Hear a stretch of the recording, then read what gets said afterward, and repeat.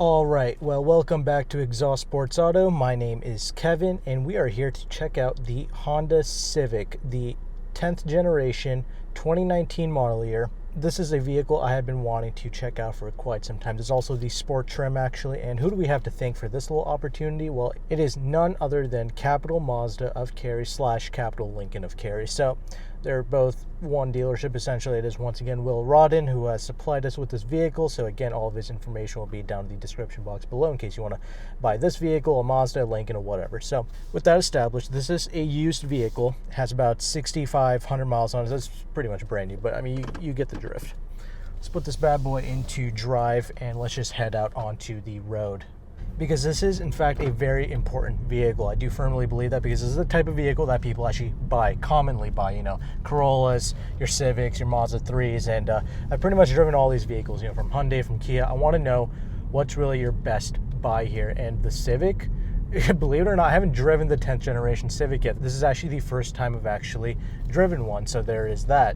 I'll be completely honest with you. I like all of them. You know, you can't actually really go wrong with any of them. You know, the Hyundai, the Kia Forte, the Civic, the Mazda 3, you know, they're all just phenomenal choices. But I really want to see what the Civic has to offer, because they've done a lot of things here. This is not the 2020 model year. I've been trying to get a Civic for a very long time now, but the press doesn't have one. I tried to go to a bunch of dealerships, Honda dealerships, that are way too bougie. They wouldn't let me drive one. So I don't know why, but this is the only opportunity that I had.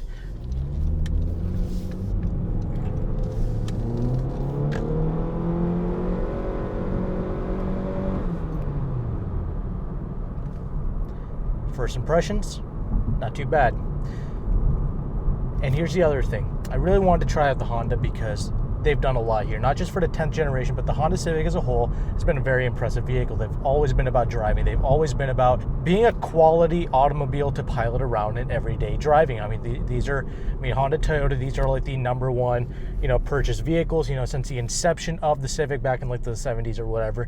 The Civic has sold about 22 million units globally. That is not a joke. So this is a highly important vehicle, you know, commonly purchased by everybody. So let's see what you're getting here. Right there, you know, once I pulled out of there was no drama with this car. This thing handles beautifully, has a beautiful chassis. That's one of the main things here. You know, this is a 10th generation, first came out in 2016, and they really went for almost a European vibe with its driving dynamics. So once again, testing that out here. Yeah, dude, this chassis is really what's up. As you can see there, this thing is mated to a CVT transmission. I will get to that. You know, like the typical things that the press always releases, you know, high strength steels, you know, unibody chassis. It's actually one of the few vehicles in the class to utilize a multi-link rear suspension, along with the Toyota Corolla. So not even the Mazda 3, which is a great driving vehicle, does not utilize a multi-link. It actually utilize a torsion beam. Now, this model, you know, there's two engine options you can get. You know, there's a 1.5 liter turbocharged motor, which this is not, and there's a 2 liter, which this is. There's also Civic Type R. We're not even going to get into that because it's actually like a totally, like, completely different car altogether, honestly. But this car, with the 2 liter motor, you know, produces about 158 horsepower, 138 pound-feet of torque. That sounds like garbage. That sounds like nothing, but it's a car that weighs about 2,800 to 2,900 pounds. So it doesn't weigh a whole lot. None of these compact cars do. So, and with the high strength kind of chassis that they've had for this 2016 model year and up, this is really fantastic. It has reacted to all my inputs so well. There's hardly any roll with this thing. This thing is handling beautifully. I think this is by far the best driving compact I've driven. This is actually superior to the Mazda 3, I think. In chassis control, I love the steering of this thing. All of this is at a high level with this car. Very good. You know, they're touting that they're going after those German rivals. They're right. It does have like a European vibe to it, actually. Driving wise, this is at the top of its game. Pegging it from a stop, you know, there's not a whole lot of torque, so you really had to wind this motor out. Of course, that's VTEC. It does wind out really well. You know, it doesn't give you that instantaneous thrust. You know, actually, I feel like the Hyundai Kia cars give you a little bit more of that thrust, the way they kind of tune their CVT, but the way they tune their CVT is a little bit different. They actually try to mimic an actual like 8-speed gearbox, whereas this is a traditional CVT. Do I mind that? Honestly, not too bad. This is a technically how a CVT behaves, and this is a pretty smooth one altogether. Now, is this car perfect? No, it is not perfect. This has a lot of tire noise. Actually, this thing is running on some 18-inch wheels, which that's about as big as I would want to go for a compact car. Wrapped in 235 wide tires, so it has really decently wide tires for a car of its class, and it's providing excellent grip. This thing is not peeling out on me. Obviously, it's front-wheel drive, and it is, I'm telling you, the handling is beautiful with this car. I can see why it's a top-selling vehicle, but yeah, there is definitely higher than average tire noise with this car. One of the higher amounts of tire noise I've noticed with the compact segment. There's also, when I get to the interior segment, I'm going to talk a little bit more about this, but the interior is obviously a Mazda 3 is going to be far nicer of the interior. That's going to be the nicest interior cabin you're going to be able to get. That's another big difference, and I'll get to that in a bit. But another thing, this car is riding beautifully. I absolutely love the ride quality of this thing. The ride quality is also at a top level, comparable to the Hyundai Elantra, which is also a car that is one of the best riding compacts out there. So this is very good. It's just, it could be a little bit quieter. That's about it. Obviously, it's running on slightly wider tires than what a compact would typically have, either 215s or 225s, but whatever. I'm not complaining about that too much. Kind of, it's a white noise. It drones out in the background, so not a big deal. But we are about to check out that handling here in a little bit.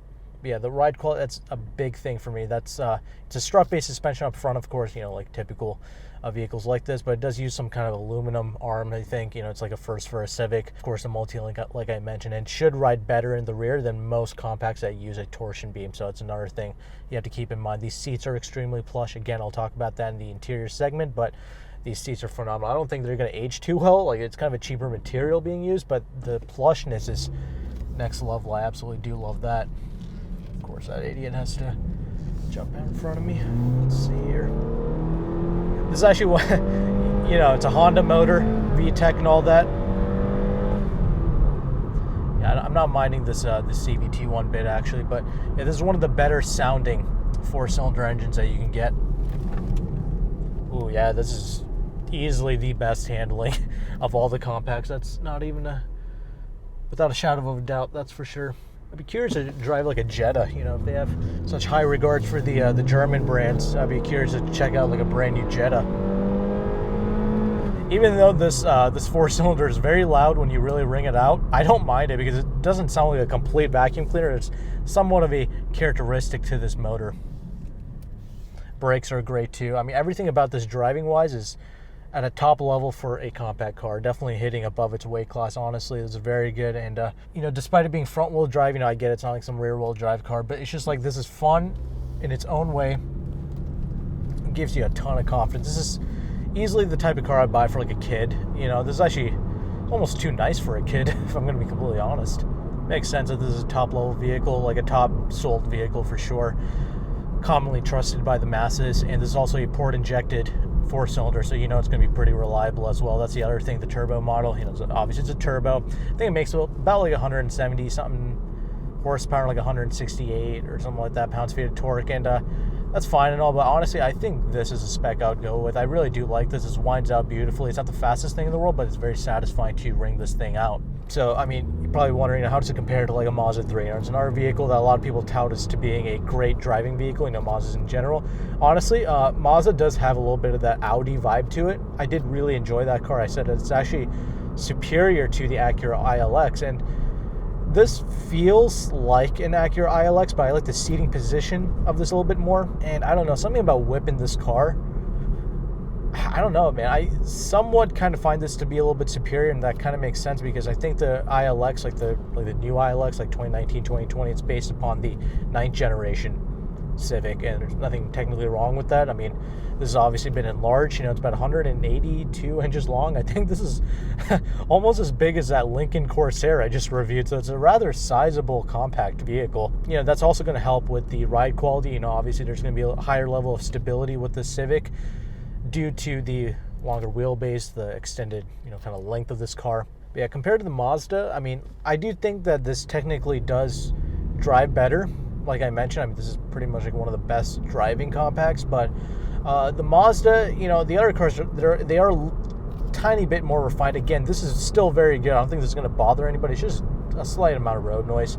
If you got a different set of tires, maybe some Michelins or Continentals, it might fix that. Might be a little bit quieter.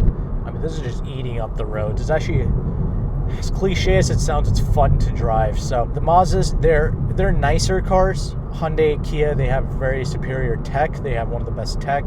Toyota's a weird one. It just has this Toyota vibe to it. I just enjoy driving a Toyota. It's just a very difficult thing to explain. It's a very stupid thing of me to say, but it just has like its own unique characteristic of driving that's very nonchalant and very much non-fatiguing in its own kind of Toyota way. So take that for what you will. I like all these cars. If you bought any one of these vehicles, you'll be satisfied. You won't have any issues with it. The Civic looks like it would be my choice, personally.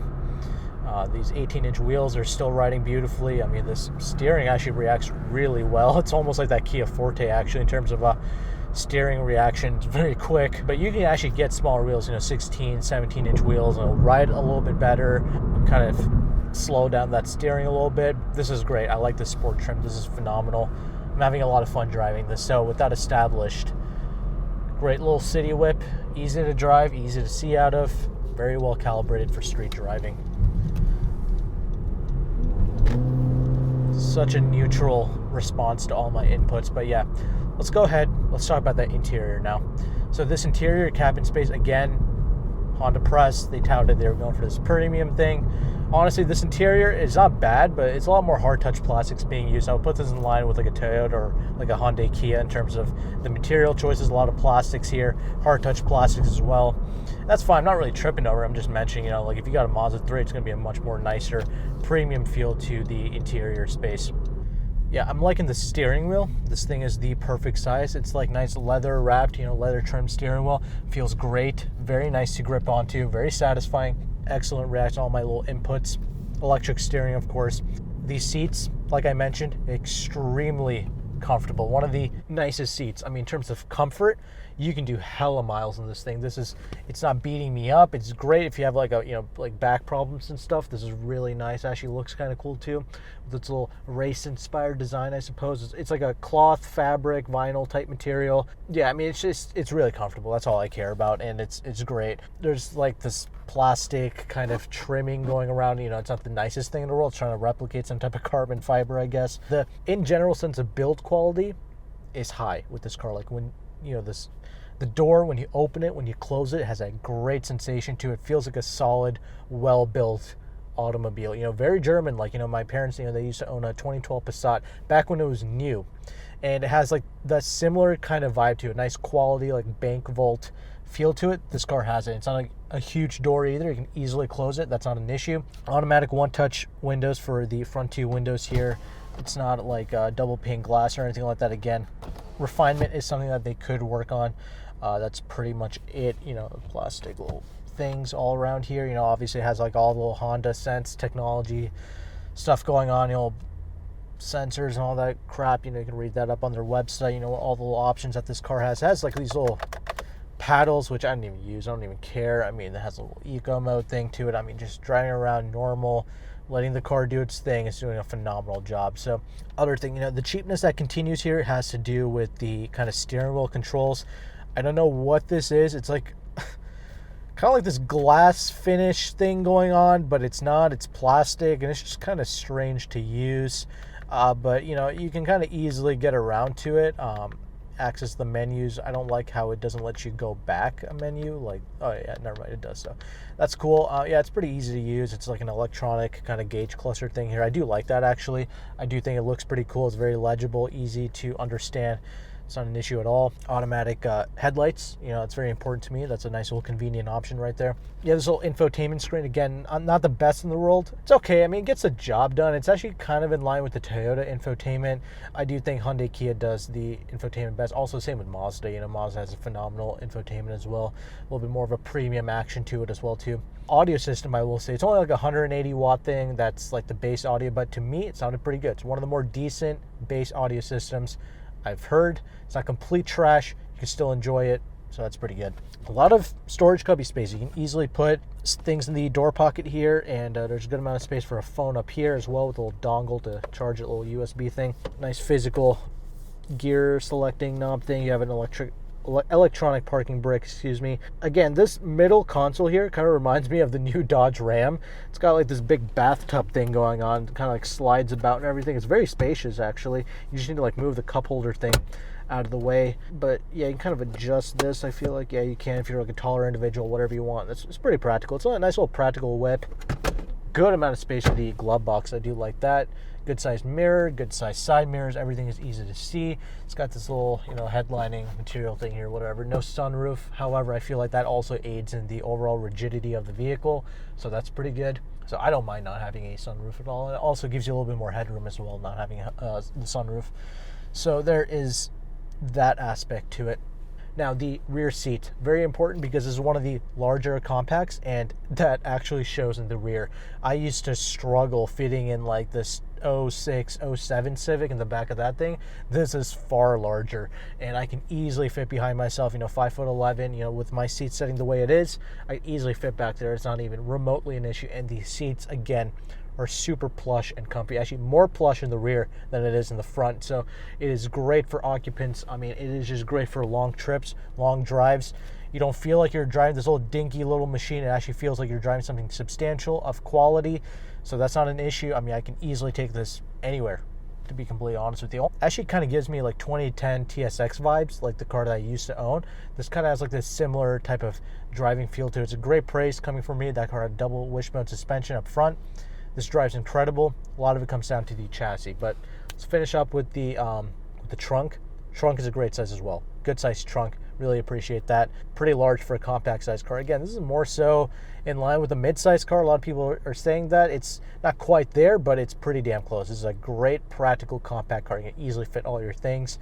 For the purposes that you're going to be using this thing for, it's phenomenal. But yeah, nice little car. Oh yeah, climate control. It's very easy to use, but the temperature is up here on the screen. There is that. And fuel economy is another thing I forgot to mention. All these compacts are extremely fuel efficient. That's not even remotely an issue. I think this is rated for like 29 city, 37 highway, so it's not even going to be remotely an issue for you at all. Regular fuel, of course. Great little car, man.